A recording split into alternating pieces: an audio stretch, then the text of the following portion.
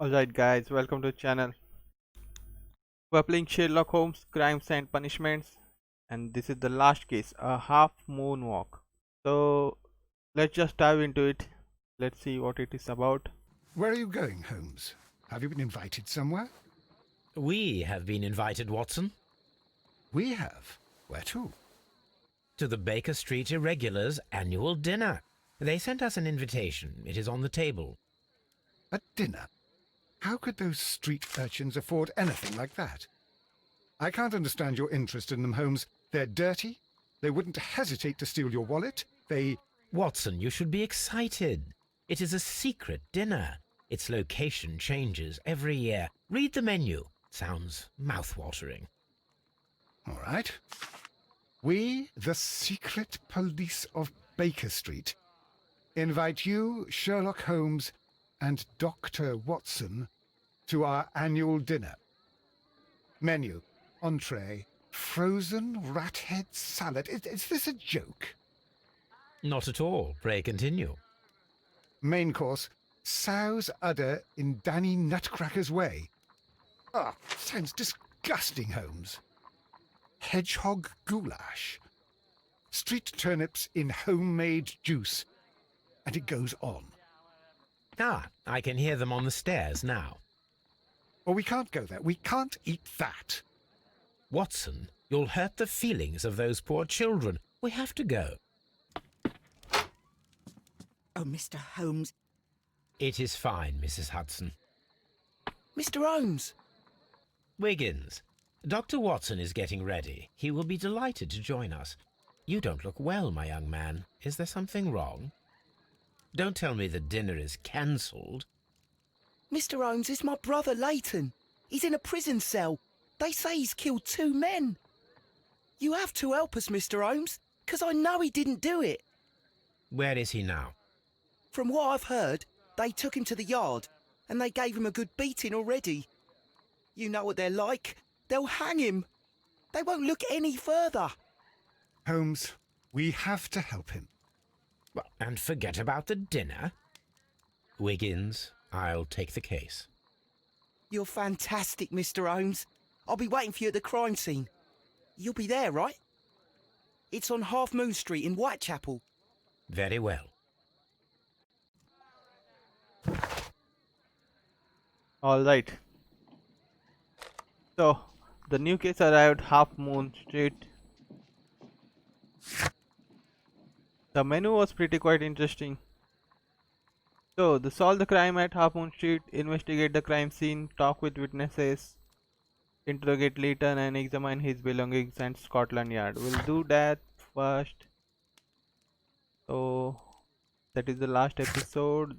The souvenir we got was deadly plant from Kew Garden. There must be a letter somewhere here.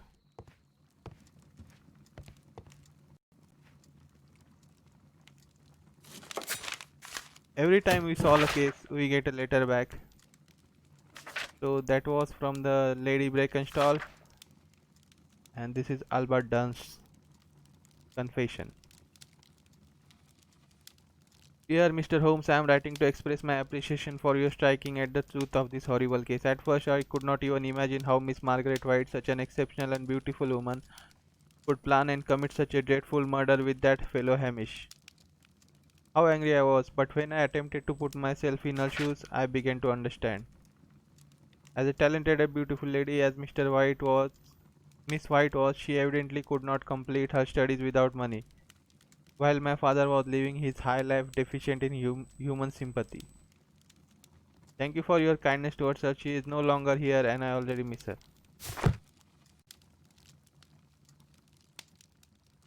So that was the last case. So now let's go to Half Moon Street. Few moments later. Right, this is the Half Moon Street.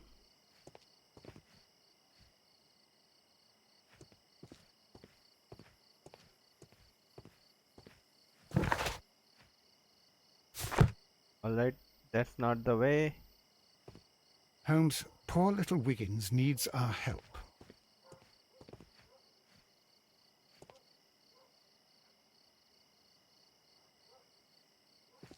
But where could he be?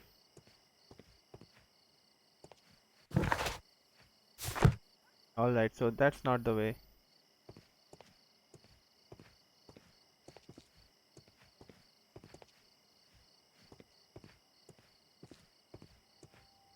This way, Watson. Oh, it's such a dark here.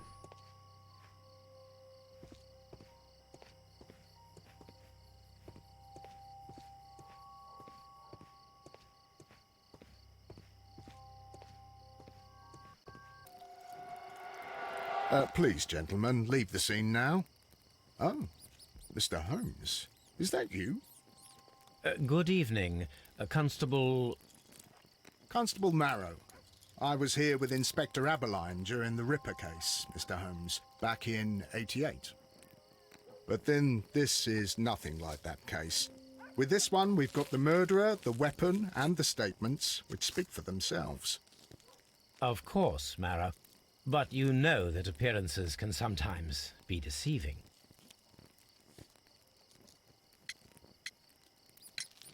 Who were the victims? The two men here, both shot. The stat fellow was Brian Vercotti, a well-known ruffian. The other, Kenneth Butler, a jeweller by trade. You spoke of statements. You have witnesses? Well, I was there, so I gave my own statement. And then there were two other witnesses who said they saw the killer Chapman. Mr. Turner, a gentleman who lives in that flat over there. And Polly Powell, a flower seller, who was over at the far side of the street. Alright, So, testimony. Constable Marrow, I should be delighted to hear your testimony. I was standing at the north side of Half Moon Street. That was the side that you came from. But you would have been unable Okay. to observe this part of the street, where we are standing now. That is correct. But I saw the two victims slowly enter Half Moon Street, and then shortly after, the fireworks started. A few minutes after that, the fellow Chapman rushed towards me and ran into Half Moon Street. Please continue. I didn't pay attention, but suddenly I heard a woman's cries and police whistles on the other side of Half Moon Street. I rushed over there and I saw the two dead bodies on the ground. When I reached Whitechapel Street, I saw Leighton Chapman. He'd been caught by two police constables.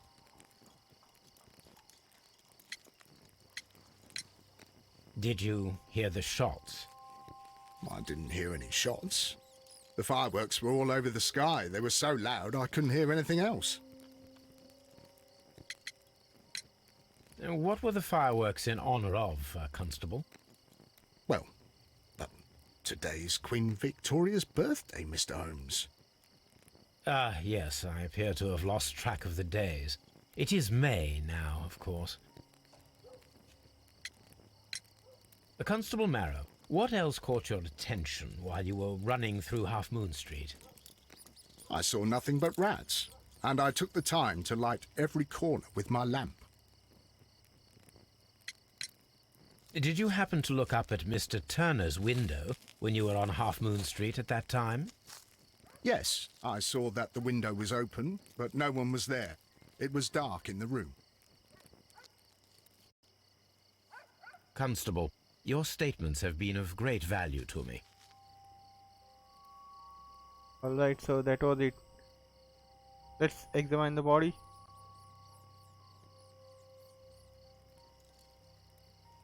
He tried to stop the bleeding with his hand. Death was not instant. The bullet penetrated his stomach, a dreadful wound.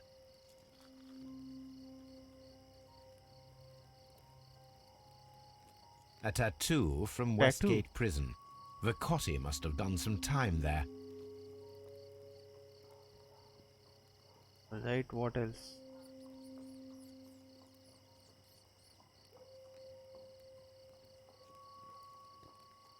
Brian Vercotti suffered greatly. What a terrible way to die.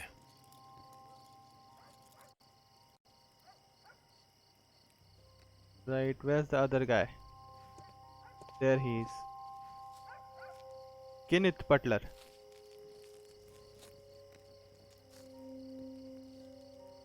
The bullet struck his head. This man didn't stand a chance.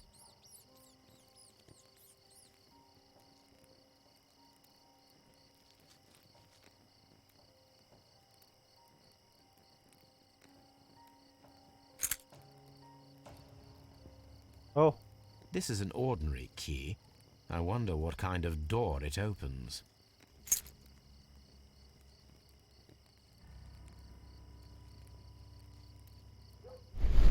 right.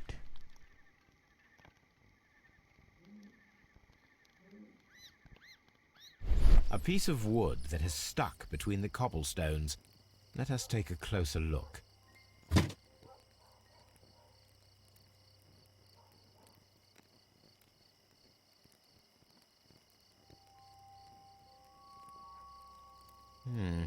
This shard of wood is quite new.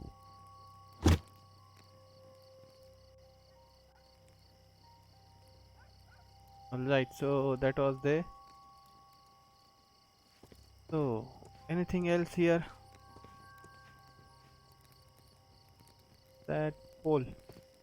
A fairly long pole with a forked end. A fairly long pole with a forked end. Something is missing here. We need something here to connect. About this. No. Alright, let's see. This way.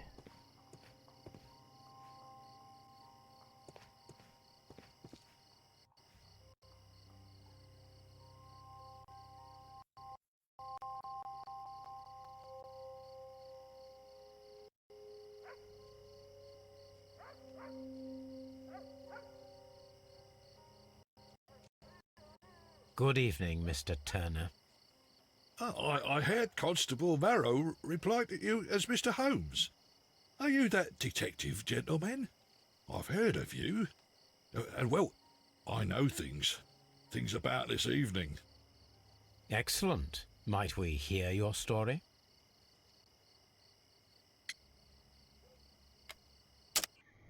Let's first see this guy, properly analyze it.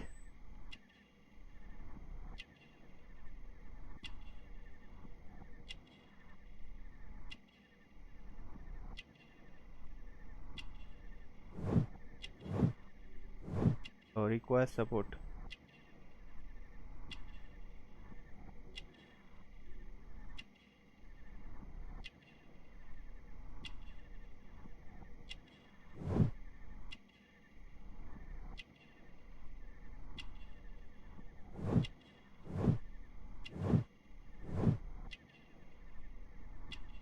He is a war veteran.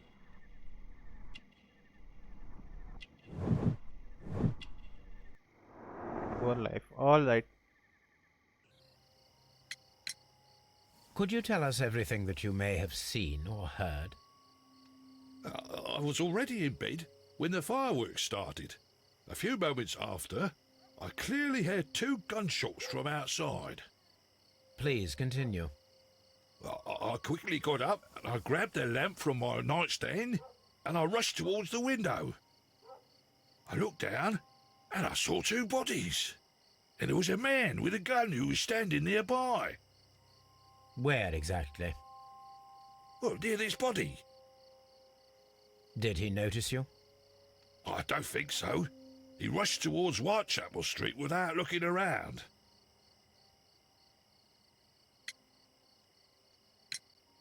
Mr. Turner, did you see anyone else in the street? No, I saw no one but that man, the murderer, the fellow they caught. Were the 2 shots you heard consecutive? Yes, there was a very short pause between them, and they sounded different somehow. It seemed to me that the second shot was louder than the first. That is an interesting comment. Mr. Turner, what were your actions after you stepped up to the window?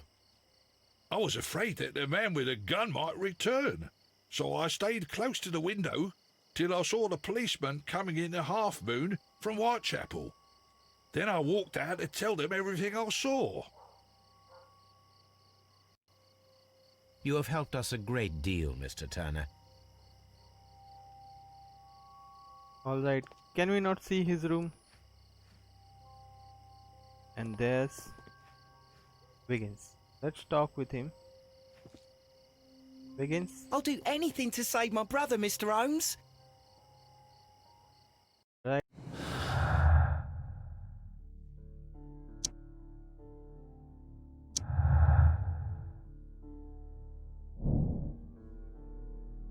Mr. Turner stated that he remained at the window of his flat until police arrived. However, this is in conflict with Marrow's statement as Constable did not see anyone at the window.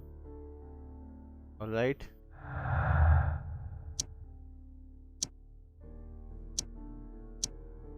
Alright, this doesn't match, so let's go back. And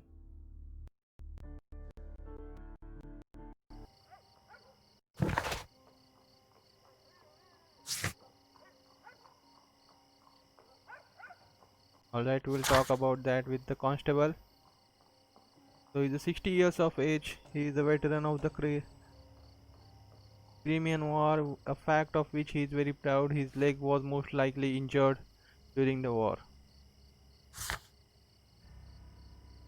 Alright, so the task: investigate crime scene. Alright. Interrogate, we'll do that later. Talk to Mr. Turner and check the view from his flat. There should be some. Alright. Let's just first talk with. Where is this constable? It would be Here my he is. pleasure to assist you with your investigation, Mr. Holmes. Right.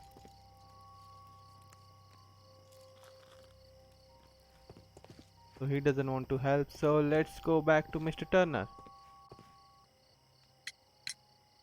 Mr. Turner, you have stated that you remained close by your window after the crime. Is that correct? Oh, yes, Mr. Holmes. I stayed at my window until the policeman arrived to examine the dead bodies. Alright. Door key, piece of wood, Turner's limp.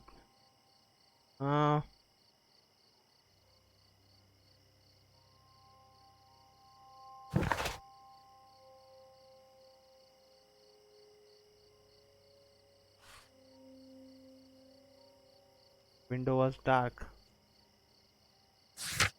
What can we say about the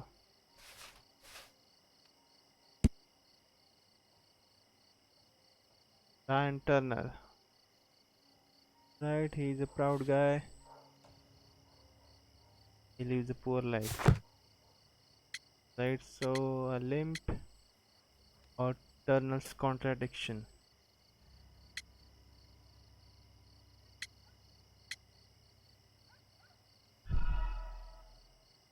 Oh, it's wrong. Oh, yes, Mr. Holmes. I stayed at my window until the policeman arrived to examine the dead bodies. Alright. That is very interesting, Mr. Turner. Constable Marrow stated that he did not see anyone at the window when he was running through Half Moon Street. Well, I think Constable Marrow and me, we might have been distracted by the whistles and shouts coming from Whitechapel. We could have missed each other somehow. You understand what I mean? It was a bit of a stressful moment, to tell you the truth, sir. Allow me to form my own theories, Mr. Turner. Would you mind showing me the view that you had from your window? Not at all, Mr. Holmes. Please, follow me. Alright, let's go. Mr. Turner appears to live very modestly.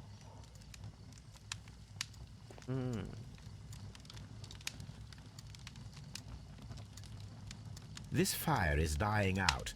It was last tended to over an hour ago. Right, here's something hidden. Fire, ashes, burnt paper. The papers are almost entirely burned. I am unable to see what's written here.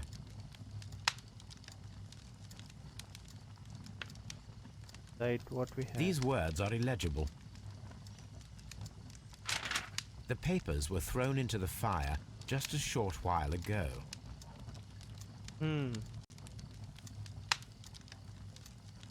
Point to note.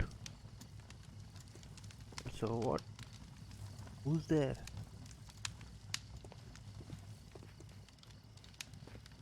Right. Looks like we can't check the paper. Let's see. Let's examine this table, kitchen table, without his permission. This Kitchen knife. kitchen knife is quite sharp.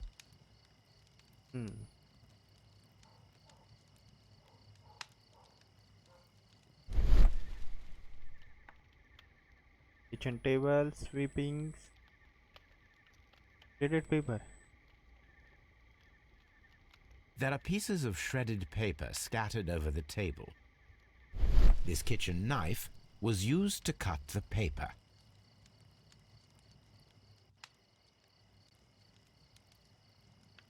Now why would he do that?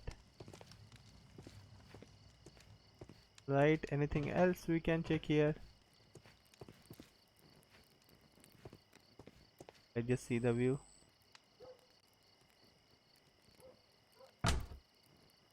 So, that's the view Mr. Turner had when he opened the window. The dead body of Kenneth Butler.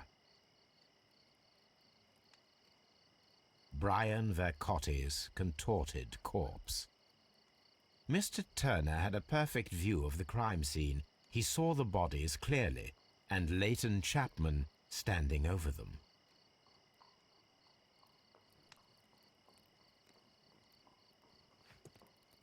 Right, so let's Anything talk. else you would like to know, Mr. Holmes?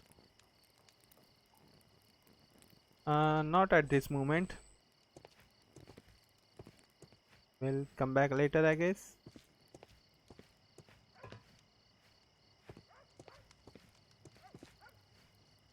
I need to check his flat first. Can't go that way. All right, all right. We won't force.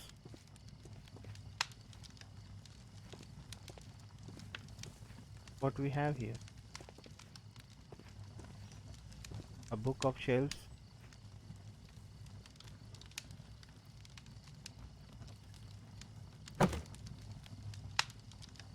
Oh. A perfect match. So, Mr. Turner broke his stick when it became stuck between the cobblestones. He did not mention that he was so near to the victims.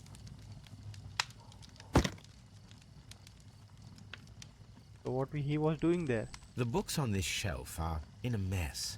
It looks as though Mr. Turner was trying to find something in a hurry here, a short while ago.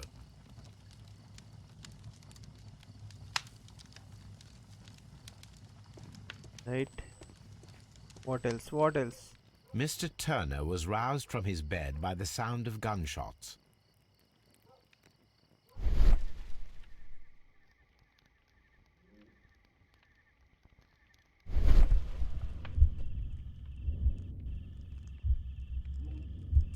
All right.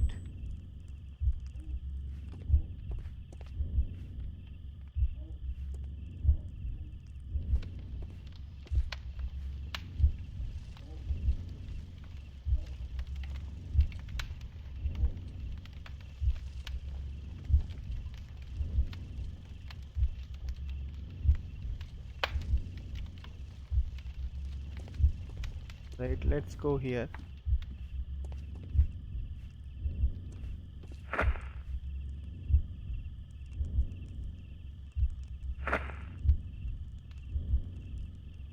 Took something.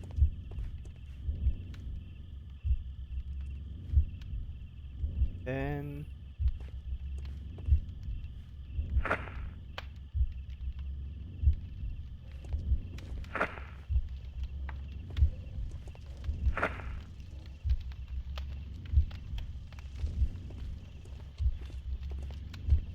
oh, I did not see that.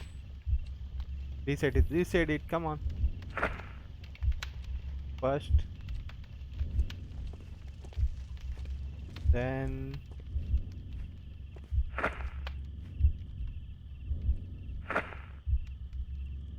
right?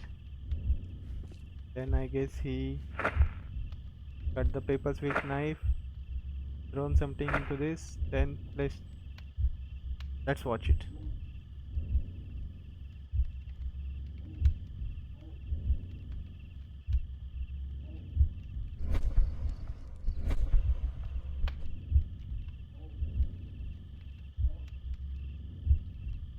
Alright. So he woke up.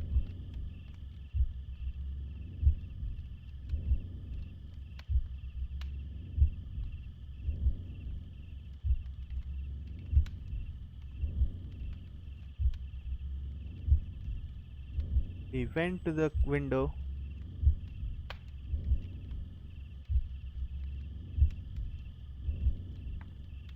He opened the window.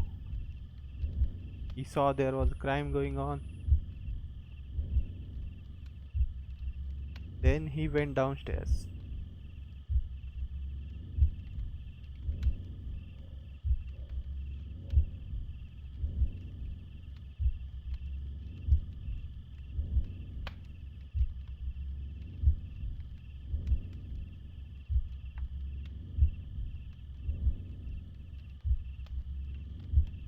Alright, let's fast forward.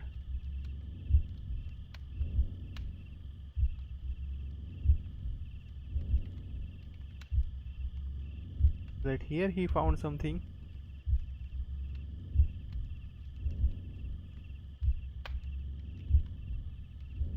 A stick stuck in the two stones, and then he went back. Let's fast forward.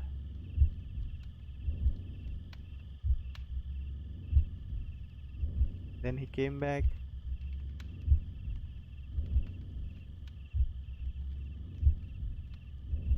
Then he cut that paper into pieces.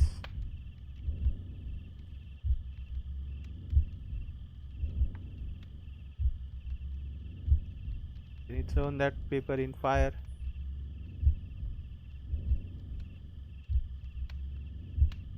No, Put the it stick didn't out. happen this way. Oh. Right, so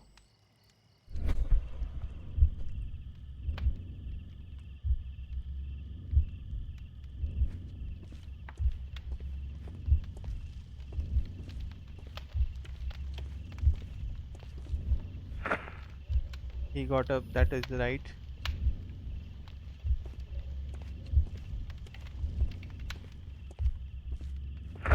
Then he saw something.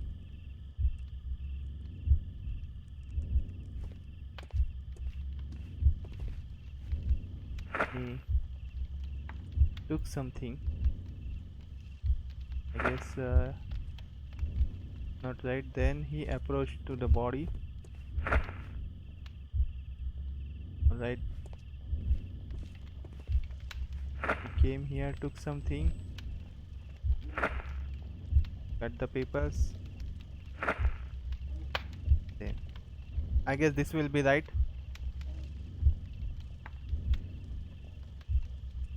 Let's fast forward.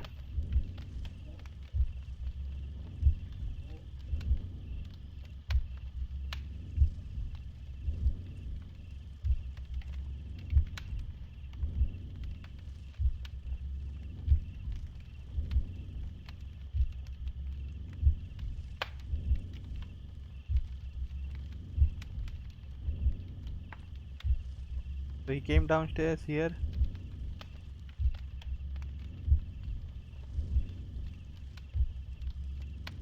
Got something.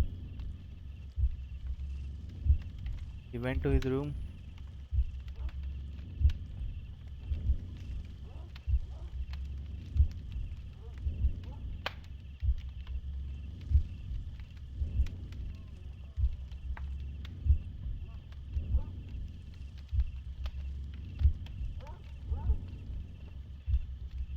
Then he burned it.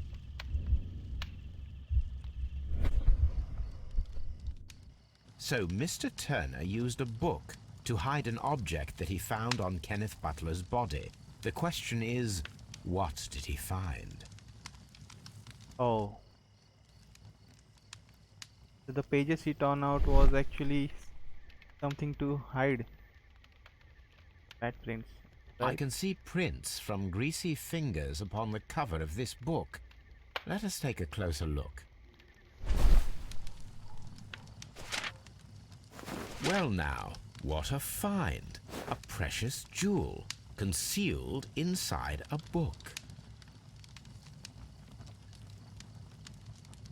A bracelet with a unique ram's head design, a distinctive feature of ancient Grecian artifacts, probably of the Hellenistic era. Alright. Now we have something to talk, Mr. Turner.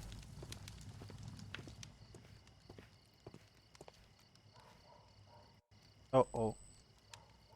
Let's back out. We don't mean to see the kitchen table.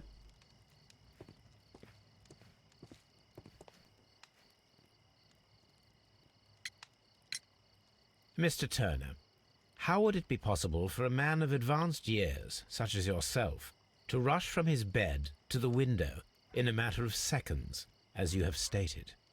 Well, I'm able to move very quickly despite my age. And when the situation requires it, Mr. Holmes. Right? I highly doubt that, Mr. Turner. I observe that you suffer a severe limp due to your injured right leg. It would have taken at least 10 seconds for you to approach the window. That means you could have easily missed something or someone in Half Moon Street during that time. You're right, Mr. Holmes. I could have missed something. But it did seem to me that everything happened so quickly. Oh, time can pull tricks on you.